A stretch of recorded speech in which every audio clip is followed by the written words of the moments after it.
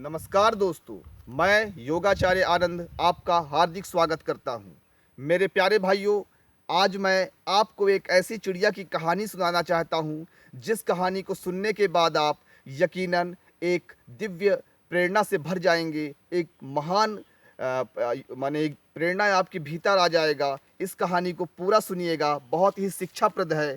हमारे धर्म ग्रंथों से लिया गया यह कहानी है। तो इस कहानी को मेरे भाइयों बहुत इत्मीनान से सुनिएगा और इसके एक एक पहलू पर जरूर ध्यान दीजिएगा।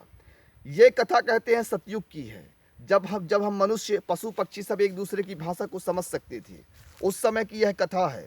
कथा ऐसी है कि समुद्र के किनारे एक छोटी सी चिड़िया ने कुछ अंडे दिए और अंडे देने के बाद वह अपने बच्चों माने अपने खाना खाने के लिए, दाना चुगने के लिए वह समुद्र से कहीं दूर उड़कर चली गई।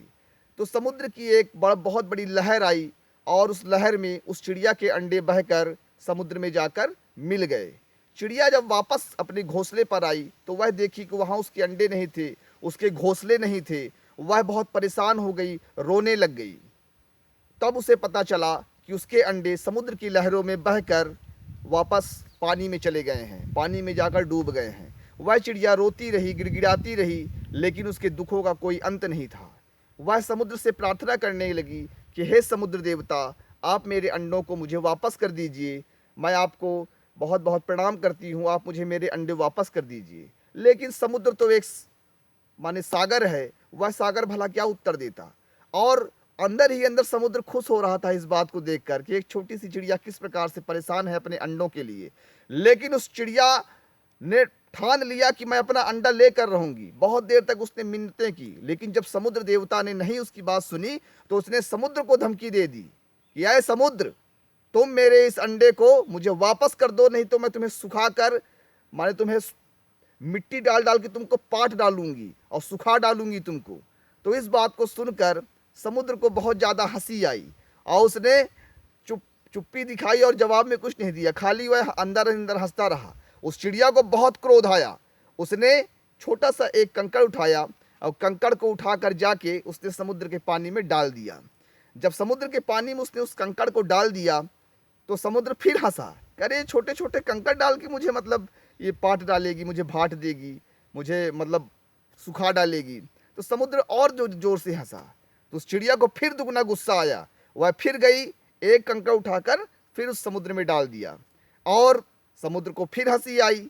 इधर वो चिड़िया बार बार जाती, कंकड़ लाती और समुद्र में डाल देती, लेकिन समुद्र लगातार हंसते जा रहा था, लगातार हंसते जा रहा था। उसे इस चिड़िया की नादानी पर बहुत ज़्यादा हंसी आ रही थी। चिड़िया लगातार क्रोध में बस वह पानी डाल रही थी। संकल्प कर लिया था कि मैं इसको बस पाट डालूंगी, समुद्र को पाट डालूंगी मैं। और लगातार वह कंकड़ पत्थर ला ला के समुद्र में डाल रही थी और बच्चों के लिए माने अंडे अपने मांग रही थी। समुद्र लगातार हंस रहा था। धीरे धीरे क्या हुआ कि कुछ समय जब बीता तो एक वहाँ से कौवा गुजर रहा था। उस कौवे ने देखा कि अरे ये चिड़िया क्या कर रही है भाई। तो वह चिड़िया को जाकर पूछी कि भाई ए बहन चिड़िया, ये तुम क्या कर रही हो, ये कंका उठा उठा के समुद्र में आप क्यों डाल रही हो। तो चिड़िया ने कहा कि देखो भाई कौवा भाई, ये समुद्र मेरे अंडे को बहा कर ले गया है, मैं इससे मांग रही हूँ तो मेरे अंडे वापस नहीं कर रहा है, इसलिए आज मैं कसम खा ली हूँ कि इसको पाट डालूंगी। ये बात जब कौवा सुना तो कौवा को भी थोड़ा चिड़िया के प्रति हमदर्दी हो गया। उसने सोचा यार चिड़िया बेचारी इतनी मेहनत कर रही है, समुद्र को वापस कर देना चाहिए। लेकिन नहीं, कौवे ने भी कहा कि मैं इसका साथ दूंगा और कौवे ने भी दो चार पत्थर उठाकर डालने शुरू कर दिए समुद्र के अंदर। अब कौवा और चिड़िया दोनों पत्थर डाल रहे हैं समुद्र के भीतर। अब वो लोग भी काफ़ी देर जब हो गया डालते डालती उनको, तो उसी बीच क्या हुआ, एक मोर आया। मोर ने भी पूरी कहानी सुनी, उसने भी पत्थर डालने शुरू कर दिए। एक बाज आया, उसने भी डालना शुरू कर दिया। गिद्ध आया, माने दुनिया भर के जितने पक्षी थे सब इस खबर को सुने कि भाई ऐसा ऐसा हो गया है, चिड़िया का अंडा ले लिया है और वापस नहीं कर रहा है। सारे चिड़िया जाके उसकी मदद कर रहे हैं, हम सब भी चलेंगे। तो इस पृथ्वी पर जितने भी पक्षी थे वो सारे जाकर कंकड़ पत्थर उठाकर उस समुद्र में डालने लग गए। लेकिन समुद्र को फिर भी कोई फर्क नहीं पड़ रहा था।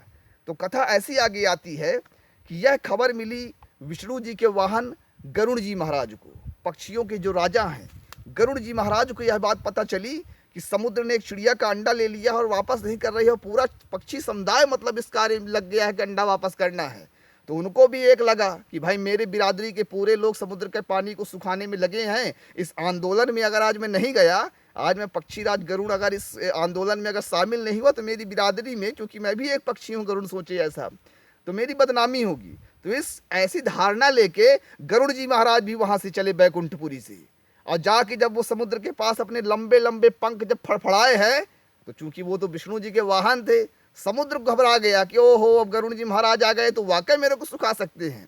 तब वह माने हाथ जोड़कर खड़ा हो गया समुद्र, बोला स्वामी महाराज गरुड़ देवता आप मुझे क्षमा कर दीजिए, आपकी शक्ति के सामने मेरी शक्ति कुछ नहीं है, और आपके जो आदेश होंगे मैं उसका पालन करूंगा। तब गरुड़ जी महाराज ने समुद्र को आदेश दिया कि आप ऐसा करिए, आप जो चिड़िया के अंडे लिए हैं, आज ये बहुत बड़ा जन आंदोलन बन गया है चिड़िया का अंडा वापस करना, तो आप सहर्ष सप्रेम चिड़िया को उसके अंडे वापस कर दीजिए। तो समुद्र देवता वहाँ पास मजबूर होकर चिड़िया के अंडे उसे विनम्र हाथ जोड़कर वापस किए। आप देखिए एक छोटी सी मुहिम ये उस चिड़िया ने प्रारंभ किया अपने अंडे लेने के लिए। कोई विश्वास नहीं किया कि ये क्या संभव हो सकता है, लेकिन उसका सकारात्मक शक्तियाँ उसकी साथ देती गईं, और एक समय ऐसा आया कि वह चिड़िया अपने अंडे पाने में सफल हो गई। इससे हमको जीवन में यह शिक्षा मिलती है कि यदि हम अपने जीवन में किसी कार्य को करने का दृढ़ संकल्प करते हैं, उसके लिए लगातार परिश्रम करते हैं, तो एक दिन निश्चय ही पूरा ब्रह्मांड, पूरी कायनात उस चीज को हमसे मिलाने में हमारा साथ देना प्रारंभ करती है। इसलिए मेरे प्यारे भाइयों, मैं चाहता हूं कि आप जीवन में कोई भी संकल्प करें तो उसको पाने के लिए अपना तन मन धन जीवन सब कुछ समर्पित कर दें, निश्चय ही आप एक दिन अपनी मंजिल को प्राप्त कर लेंगे। बोलिए भारत माता की जय, भारत माता की जय, भारत माता की जय। जय श्री राम, जय हिंद, जय भारत।